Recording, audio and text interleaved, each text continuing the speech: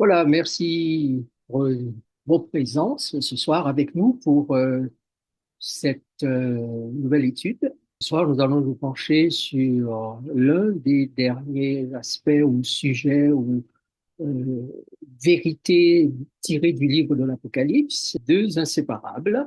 Nous voulons aussi vous remercier. Les réguliers sont là depuis le départ et cela nous fait extrêmement plaisir. Ne manquez pas d'envoyer l'invitation à vos amis, à vos connaissances, à vos réseaux, de façon à ce que d'autres personnes puissent pouvoir participer à cet exercice et en tirer de grands bienfaits. Bonsoir à ceux qui sont sur le YouTube. Nous avons aussi plaisir à vous avoir et nous espérons que vous passerez avec nous un moment très agréable dans l'apprentissage, la découverte, le rappel des vérités bibliques. Alors, chers amis, soyez vigilants. Ne vous laissez pas emporter par le sommeil ou distraire par autre chose.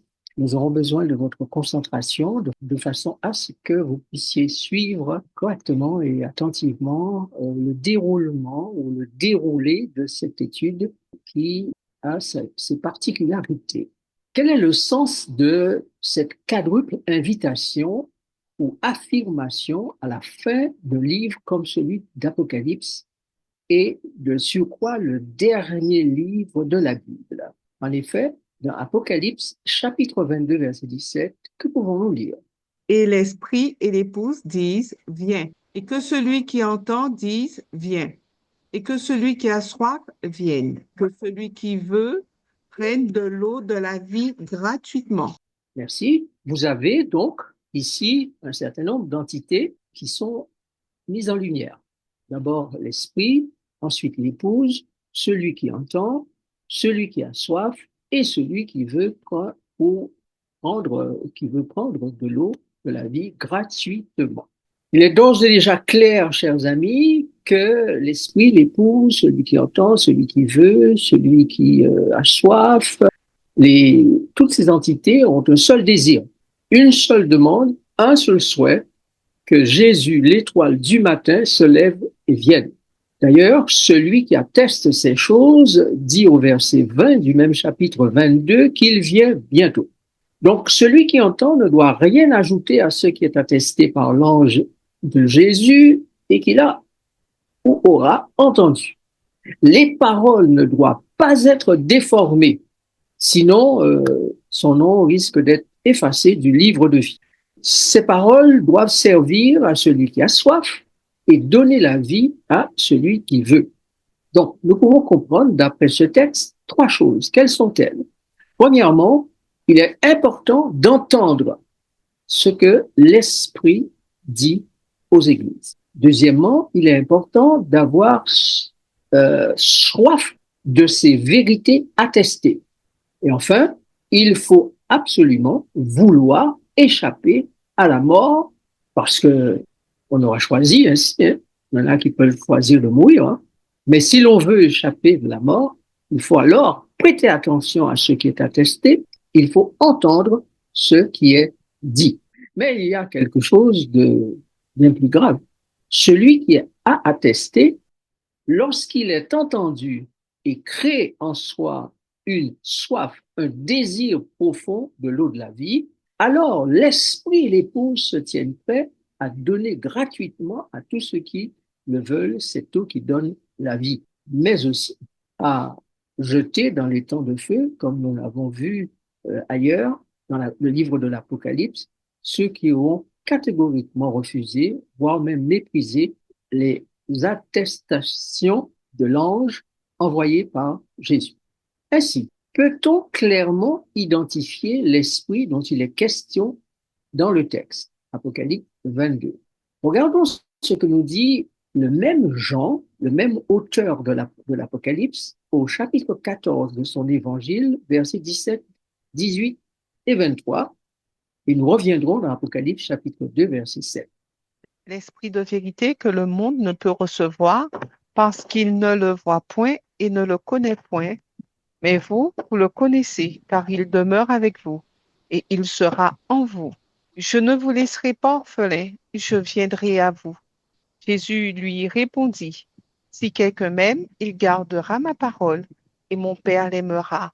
Nous viendrons à lui, et nous ferons notre demeure chez lui. OK, il ne peut y avoir deux esprits, car Dieu n'a pas deux esprits.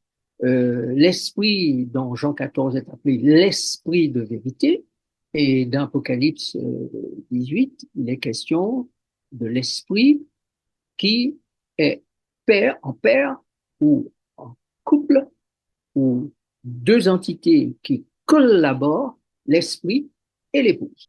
Maintenant, comprenez bien, chers amis, que ces deux entités-là, l'esprit et l'épouse, doivent clairement être identifiés. Et Jésus dit, vous le connaissez, car il demeure avec vous et il sera en vous.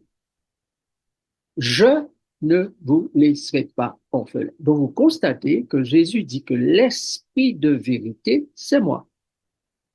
Je ne vais pas vous laisser orphelins. Vous me connaissez, je serai en vous. Je ne vous laisserai pas orphelins, je viendrai à vous. Et Jésus répond, si quelqu'un m'aime, il gardera ma parole et mon Père l'aimera. Nous viendrons à lui et nous ferons notre demeure chez lui. Donc on constate là que l'esprit de vérité, c'est l'esprit du Père et l'esprit du Fils. Voyons voir ce que nous dit Apocalypse chapitre 7. Chapitre 2, pardon, verset 7. Que celui qui a des oreilles entende ce que l'Esprit dit aux églises. À celui qui vaincra, je donnerai à manger de l'arbre de vie qui est dans le paradis de Dieu. Ainsi, le même Jean, l'auteur de l'Apocalypse et de l'Évangile de Jean, dit de l'Esprit dont il a entendu parler de la part de Jésus, qu'il en a parlé dans l'Évangile, au moment où Jésus s'apprête à quitter le monde, mais au moment où Jésus lui donne les visions de l'Apocalypse, et il dit que c'est l'Esprit qui dit aux églises, à celui qui vaincra, je donnerai à manger de l'arbre de vie qui est dans le paradis de Dieu. Donc, on a un intermédiaire, un interlocuteur, une entité particulièrement engagée dans l'action auprès de Jésus-Christ ou de la part de Jésus-Christ de façon à informer les églises. Donc, l'esprit ici, d'après ce que nous venons de lire, c'est Jésus lui-même sous une autre forme non visible. Donc, Jésus était visible dès le départ. Maintenant, il devient invisible, certes. Alors, on comprend Merci. On comprend donc que Jésus dit, l'Esprit de vérité viendra. Je viendrai à vous. Je ne veux pas vous laisser orphelin. L'Esprit dit aux églises. Donc, c'est Jésus qui s'adresse aux églises sous une autre forme. Il était visible parmi les disciples. Il dit, si je ne m'en vais pas, eh bien, l'Esprit ne viendra pas. Donc, je pars et je reviens vers vous. Je ne vous laisserai pas orphelin. Et ainsi, c'est l'Esprit de Jésus qui vient pour être avec les disciples. Puisque je sais que nous sommes écoutés par de nombreux membres de l'Église adventiste, je voudrais souligner une déclaration de Madame White, puisque les adventistes appuient beaucoup sur les écrits inspirés d'Ellen White. Voici ce qu'elle dit dans Puissance de la grâce, Ellen G. White, page 192, la méditation du 3 juillet. Il a dit, je cite, le Saint-Esprit est le représentant du Christ, mais dépouillé de la personnalité humaine et indépendant de celle-ci. Embarrassé d'un corps humain, le Christ ne pouvait pas se trouver partout en personne. Fin de citation. Donc, il est clair, c'est le Christ qui se débarrasse de son corps de façon à venir en esprit, de façon invisible, certes, puisque les esprits sont invisibles, pour être avec les disciples. Donc, il est celui qui parle aux églises, appelé Esprit Saint, Esprit qui dit aux églises, et il est le Saint-Esprit, cette forme que Jésus prend, est le moyen par lequel il peut se trouver partout en même temps avec tous les disciples. Comment Jésus et Paul décrivent-ils la mission de cet esprit et celui qui l'envoie? Regardons ce qui est dit dans ces textes de la Bible. En lui, vous aussi, après avoir entendu la parole de la vérité, l'évangile de votre salut, en lui, vous avez cru et vous avez été scellés du Saint-Esprit qui avait été promis, lequel est un gage de notre héritage pour la rédemption de ceux que Dieu s'est acquis à la louange de sa gloire. Souviens-toi, Dieu t'a acquis, t'a créé, t'a racheté pour sa gloire. Lui seul peut choisir, avec ton accord, certes, ta destinée. Et le Saint-Esprit est la jambe principale qui accomplit ce que Dieu veut faire en toi. Et tu notes que dans le texte, il est dit, vous avez été scellés du Saint-Esprit qui avait été promis, lequel est un gage. Pourquoi? Pour la rédemption de ceux que Dieu s'est acquis à la louange de sa gloire. Et cette expression acquis, s'est acquis à la louange de sa gloire est déjà trouvée dans l'Ancien Testament, dans Ésaïe 43, verset 7, où il est dit, je vous ai créé pour ma gloire. Et nous savons que cette déclaration de l'Éternel se trouve dans le contexte du jugement dernier. Maintenant, regardons la suite. Apocalypse 22, verset 16. Moi, Jésus, j'ai envoyé mon ange pour vous attester ces choses dans les églises.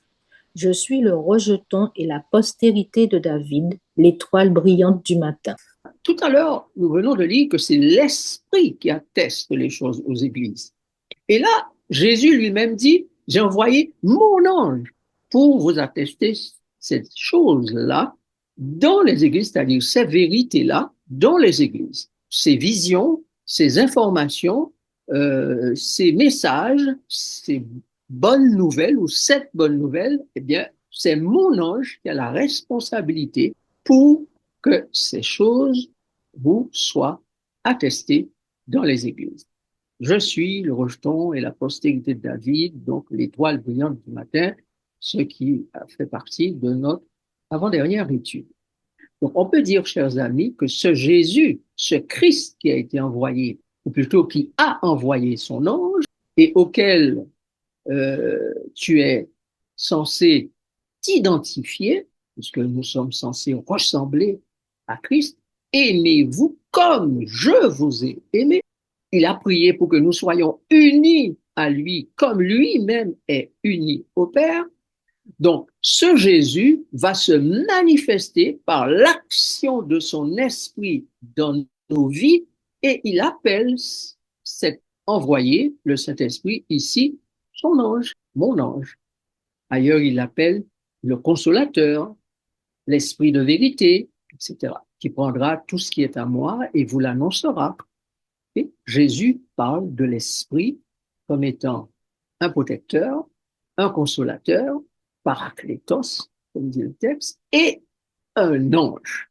Maintenant, ce Jésus auquel toi et moi nous devons nous identifier, dans l'Apocalypse, il est 5 choses. Suivez bien, Jésus dans l'Apocalypse se présente comme 5, je dis choses, mais 5 entités, 5, une personne avec 5 facettes quant à sa personnalité. D'abord, il se présente comme l'agneau. Ensuite, sacrificateur, souverain sacrificateur. Dans l'Apocalypse, il est présenté comme le guerrier, le chef de l'armée de l'Éternel. Dans l'Apocalypse, il est présenté comme l'époux. Et enfin, il est aussi présenté comme le juge et roi des rois. Donc, ce Jésus, que te demande-t-il donc? Il te demande, à l'heure où ses élus courent un grave danger, s'il est possible, le diable séduirait même les élus. À l'heure où l'honneur de Dieu, l'honneur du Père, de l'Éternel est en jeu, Jésus demande à chacun d'entre nous, si nous voulons bien, si tu veux bien, t'identifier à lui et t'engager à ses côtés dans le combat et la victoire pour l'honneur de Dieu. Donc, si tu te repens, si tu deviens quelqu'un de zélé, de fidèle pour lui, alors tu lui donneras gloire, tu contribueras à la chute de Babylone, tu aideras beaucoup à refuser la marque de la bête, tu deviendras un joyau de l'Éternel et ta place sera nécessairement sur le trône, selon Apocalypse chapitre 3, versets 19 à 22 et selon Apocalypse 14. Donc, Jésus est devenu tout cela dès son entrée dans le lieu très saint à la fin des 2300 soirs et matins. Jésus, dans son ministère, est agneau de Dieu, sacrificateur, guerrier, époux, juge, roi. Roi, il est après le jugement, donc on aurait pu s'arrêter à juge, on ajoute roi parce que c'est ce qu'il va devenir lorsque le jugement aura été terminé, il sera roi des rois et seigneur des seigneurs pour venir chercher les citoyens de son royaume.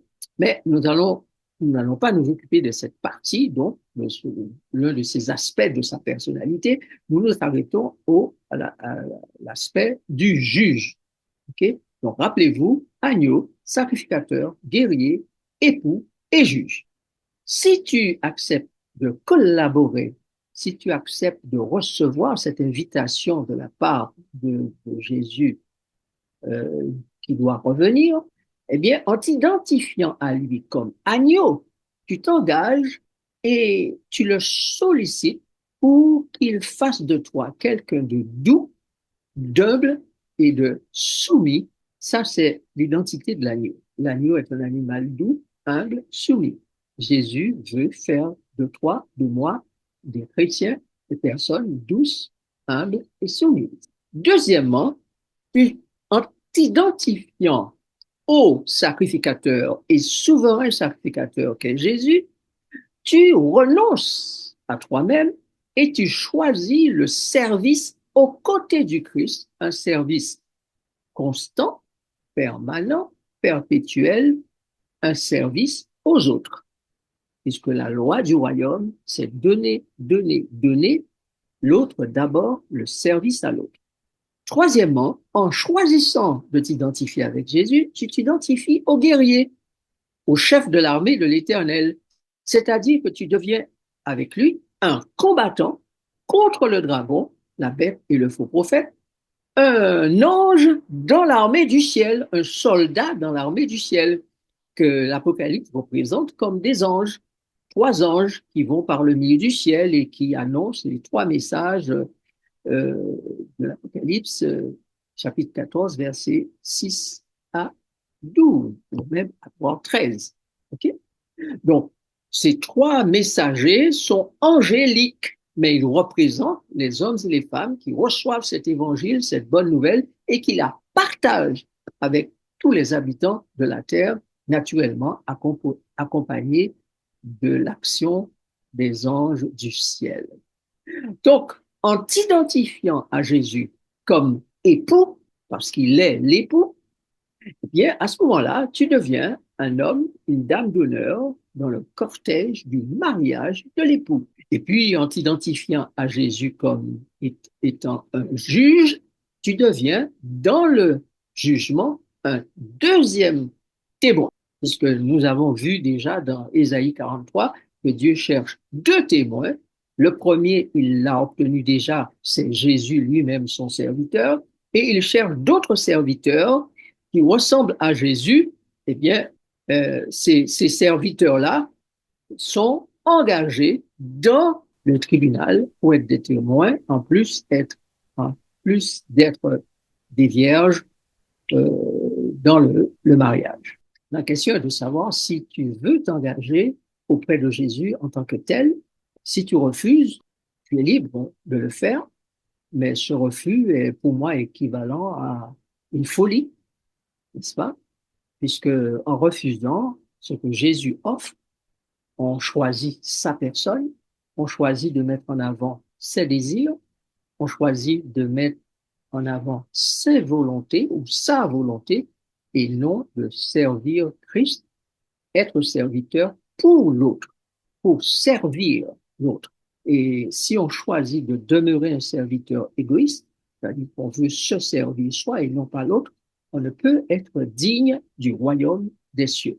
Mais il est clair que accepter cette invitation de Jésus, c'est simplement dire oui pour que lui soit capable de faire de nous ce qu'il veut et souhaite que nous soyons. Parce que par l'Esprit, il peut réaliser en nous ce qu'il attend de nous. Regarde le texte biblique suivant. Jean chapitre 16, 13 à 15. Quand le consolateur sera venu, l'Esprit de vérité, il vous conduira dans toute la vérité, car il ne parlera pas de lui-même, mais il dira tout ce qu'il aura entendu et il vous annoncera les choses à venir. Il me glorifiera parce qu'il prendra de ce qui est à moi et vous l'annoncera. Tout ce que le Père a est à moi. C'est pourquoi j'ai dit qu'il prend de ce qui est à moi et qu'il vous l'annoncera. On voit bien que le Saint-Esprit est celui que Dieu a donné de la part de Jésus. Et Jésus, lui, envoie son ange, n'est-ce pas? De sorte que nous puissions recevoir tout ce qui est de Jésus pour être ce que Jésus veut que nous soyons. Jésus dit que le Saint-Esprit va me glorifier parce qu'il va prendre de ce qui est à moi et vous l'annoncera. Tout ce que le Père possède est à moi, c'est pourquoi j'ai dit qu'il prend ce qui est à moi. Donc le Père est à moi, moi je suis l'Esprit, l'Esprit c'est moi, donc je prends ce qui est à moi et je vous l'annonce. D'ailleurs, l'apôtre Paul dit bien dans Philippiens, je puis tout par celui qui me fortifie.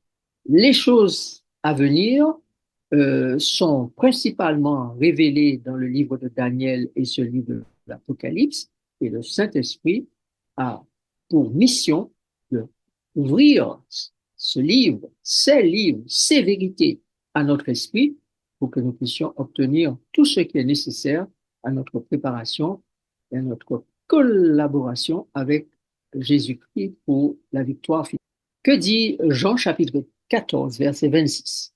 Mais le consolateur, l'Esprit Saint que le Père enverra en mon nom, vous enseignera toutes choses et vous rappellera tout ce que je vous ai dit. Voilà, donc s'identifier à Jésus comme sacrificateur, comme guerrier, comme juge, comme époux, etc., eh bien, n'est pas une montagne que l'on peut. D'ailleurs, Jésus dit, si vous avez la foi, vous direz à cette montagne, déplace-toi et jette-toi dans la mer. La foi triomphe.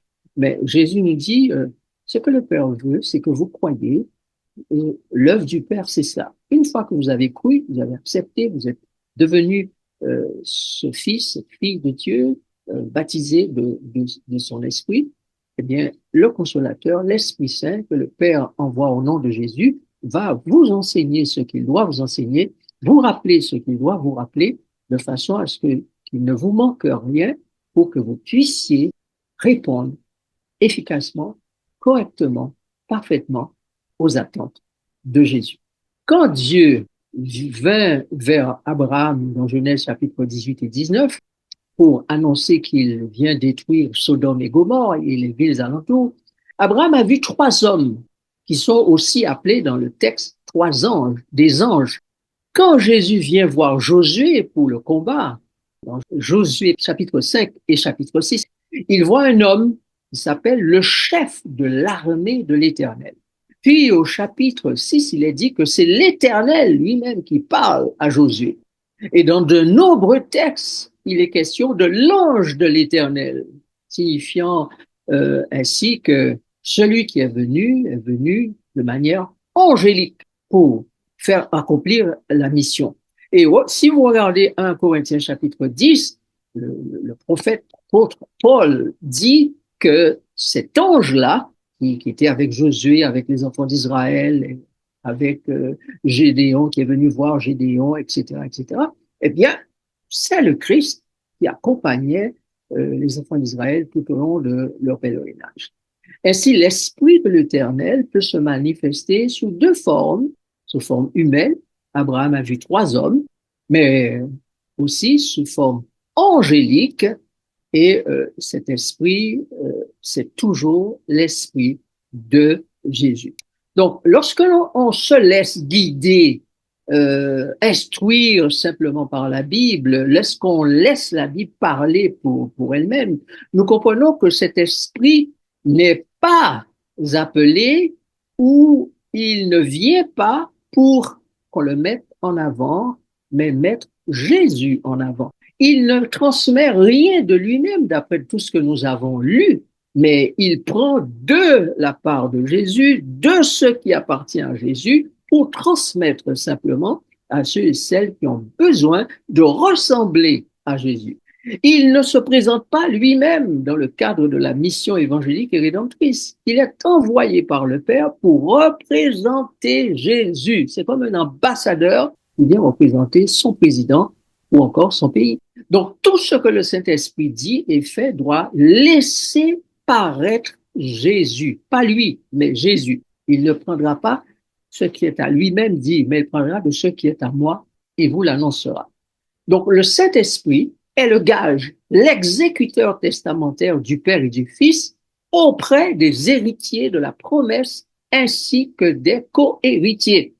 Il gère les deux groupes, les héritiers, fils de l'Esprit, au même titre que Jésus, fils de l'homme, et les co-héritiers, fils d'Adam, nés de la chair, au cœur de pierre et de chair.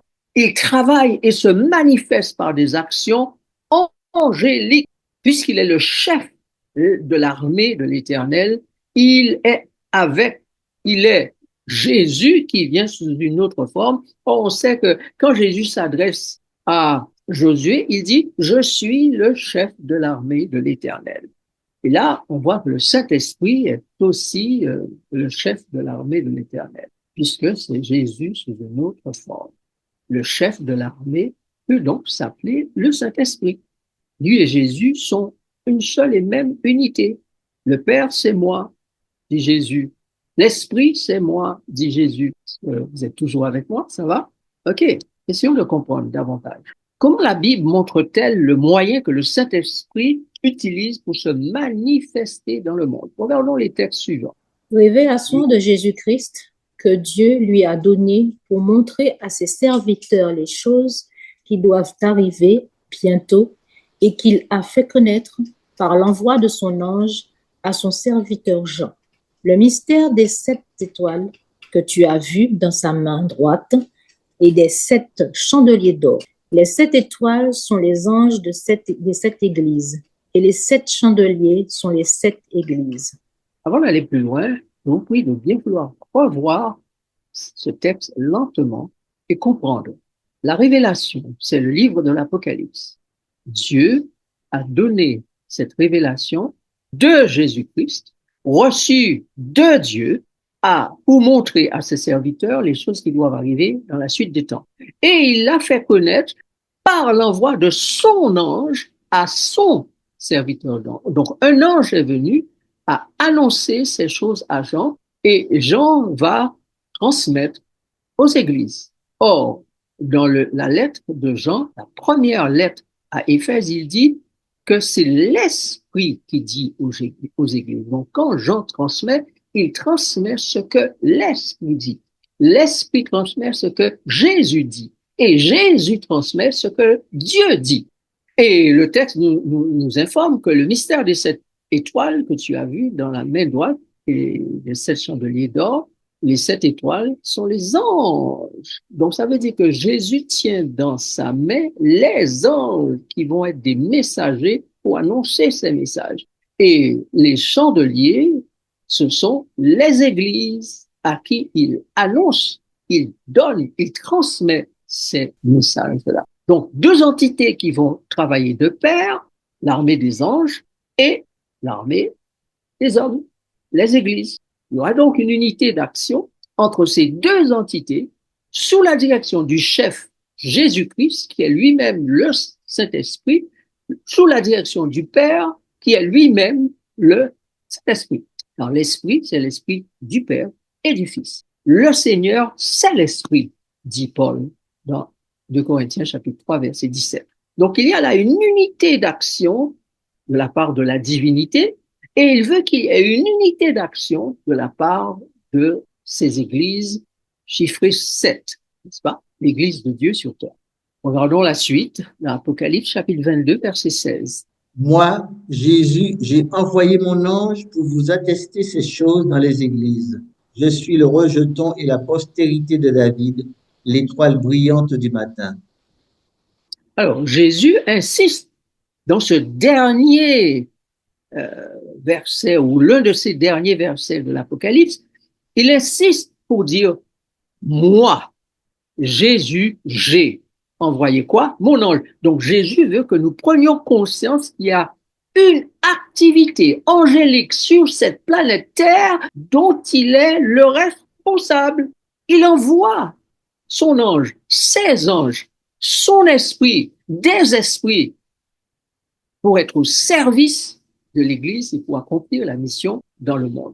Voilà pourquoi il y a une totale collaboration entre l'Esprit et l'épouse. Relisons ce que dit ce texte d'Apocalypse 22, verset 17. Et l'esprit et l'épouse disent, viens.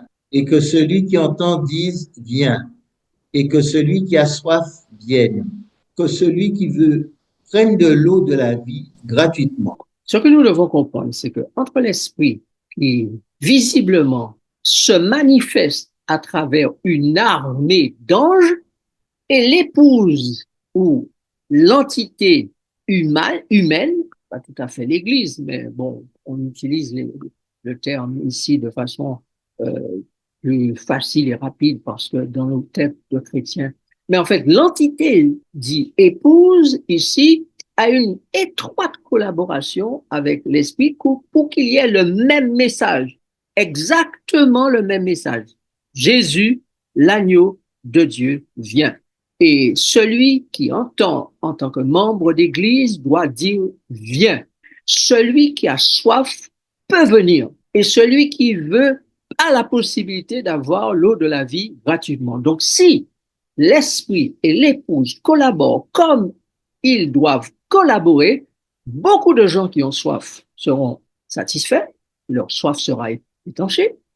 Beaucoup de gens qui veulent l'eau de la vie auront cette eau gratuitement. L'esprit ne peut pas faire défaut. Il faut non plus que l'Église fasse défaut pour que le message joue son rôle dans le monde. Donc, au début et à la fin du livre, nous voyons que le message est transmis par l'ange à Jean. Au chapitre 1, verset 20, nous lisons que les étoiles que Jésus tient dans sa main droite sont les anges des églises. Les anges des églises. L'ange de chaque église est tenu dans la main de Jésus. Apocalypse 2 nous dit que les écrits ou messages sont adressés à l'ange de chaque église. Or, Apocalypse 2, verset 7 nous dit que c'est l'Esprit qui adresse aux églises le message. Donc, l'Esprit, ce sont les anges. Ou, pouvons le dire autrement, l'Esprit a une armée d'anges à son service qui exécute ses ordres. Jésus a une armée d'anges à son service qui exécute ses ordres. Donc, il est clair et net et certain que la manifestation de l'Esprit dans le monde et dans l'Église, c'est l'activité des anges sous la direction du Père et du Fils. Comment l'Écriture le dit? Comment les écrits bibliques nous attestent-elles encore cette dernière vérité? Regardons attentivement ces deux textes. Hébreux chapitre 1, versets 6, 7 et 14 et Actes 2, versets 1 à 4. Et lorsqu'il introduit de nouveau dans le monde le premier-né, il dit que tous les anges de Dieu l'adorent. De plus, il dit des anges, celui qui fait de ses anges des vents et de ses serviteurs une flamme de feu. Ne sont-ils pas tous des esprits au service de Dieu, envoyés pour exercer un ministère en faveur de ceux qui doivent hériter du salut? Alors, analysons, considérons, examinons. Le texte dit que les anges de Dieu l'adorent. Jésus, il est le premier-né, que tous les anges de Dieu l'adorent.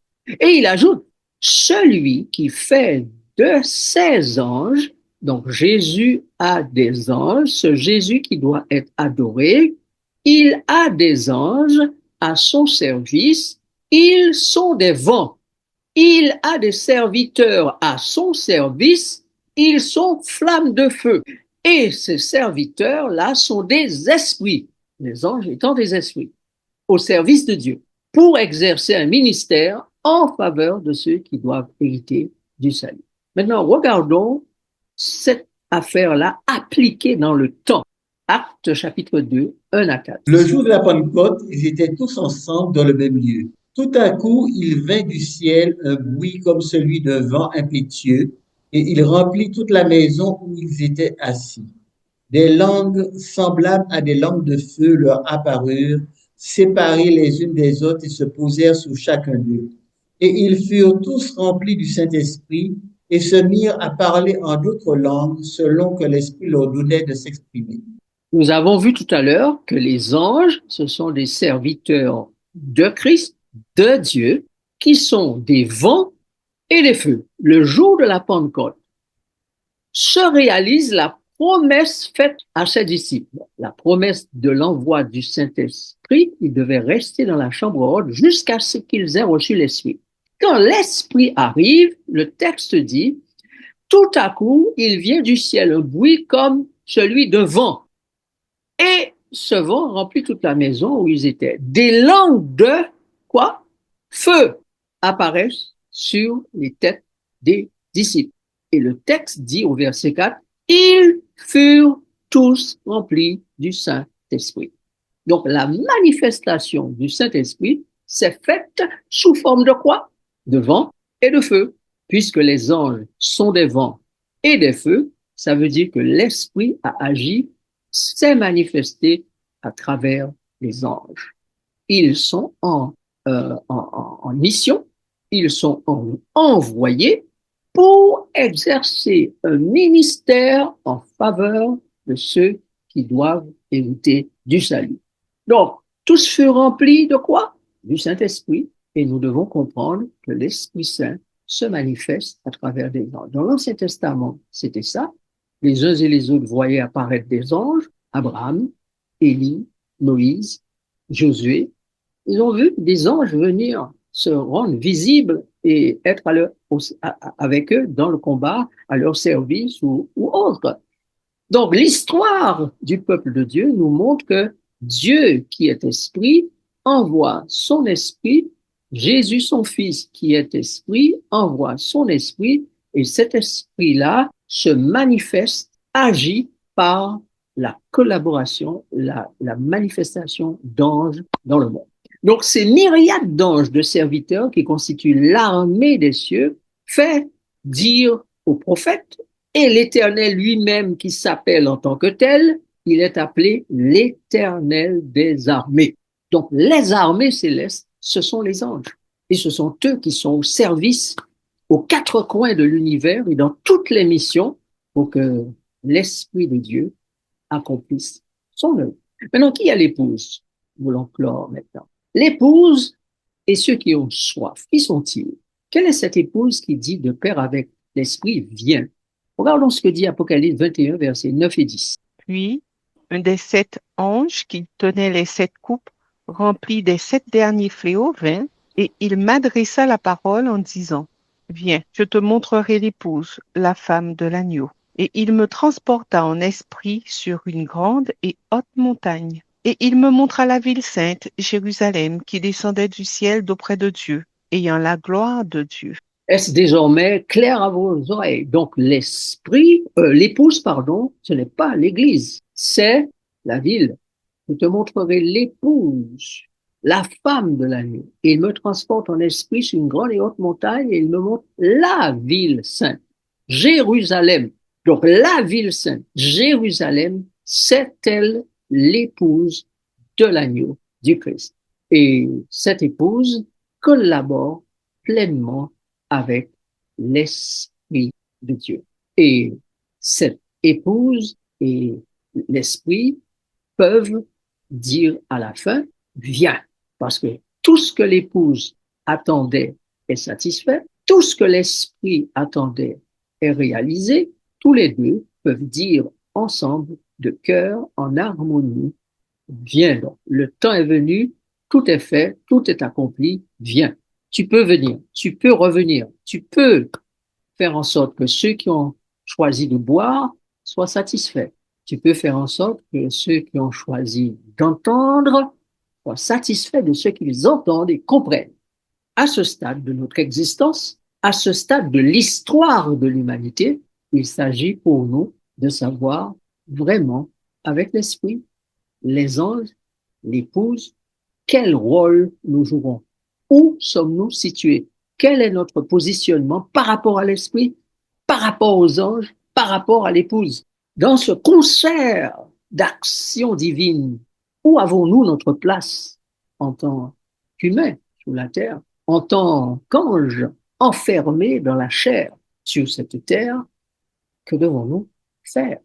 Quelle est notre participation à cette affaire? Je vous propose de mettre fin à la présentation de ce soir. Nous poursuivrons le 19 avril, samedi à 15 heures, cette étude, puisqu'elle risque de durer encore quelques temps. Et nous allons prendre une ou deux questions ce soir concernant ce qui a été dit. Et la grande majorité des questions, nous pourrons les poser le samedi 19. Voilà. Est-ce qu'il y a une ou deux questions ce soir? Nous allons prier. Père, nous te remercions pour ce moment que nous avons partagé. Tu nous appelles à collaborer avec toi, avec l'Esprit, avec l'armée des anges, de façon à ce que la mission soit réalisée dans ce monde, en nous et par nous, dans une collaboration étroite, ce qui est bien mentionné dans le texte, l'Esprit et l'épouse disent ensemble, viens, celui qui entend dit viens, celui qui a soif peut prendre de l'eau de la vie. Tu nous appelles ainsi à chacun à collaborer avec l'époux, l'épouse, l'esprit et l'épouse pour que tu viennes bientôt prendre tes enfants. Tu viennes pour mettre fin à l'histoire du péché, du bien et du mal dans ce monde et dans ton univers, pour accueillir devant le Père tous ceux que ton amour aura façonnés, entourés, guéris, délivrés. Merci notre Dieu pour le prochain rendez-vous. Nous prions que, entre-temps, tu prennes soin de nous, tu nous protèges et nous gardes. Tu ouvres notre intelligence, notre esprit pour que nous puissions mieux comprendre ta parole et nous réjouir avec les anges. Au nom de Jésus. Amen.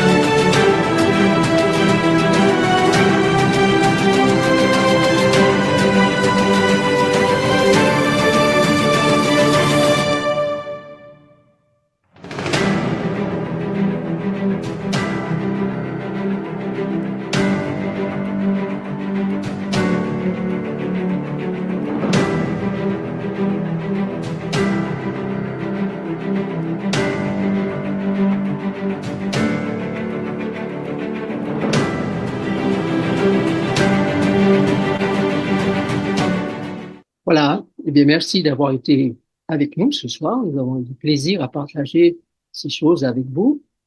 Nous espérons vous retrouver le samedi 19 à 15 heures, si Dieu veut, de façon à poursuivre cette étude ô combien importante et intéressante.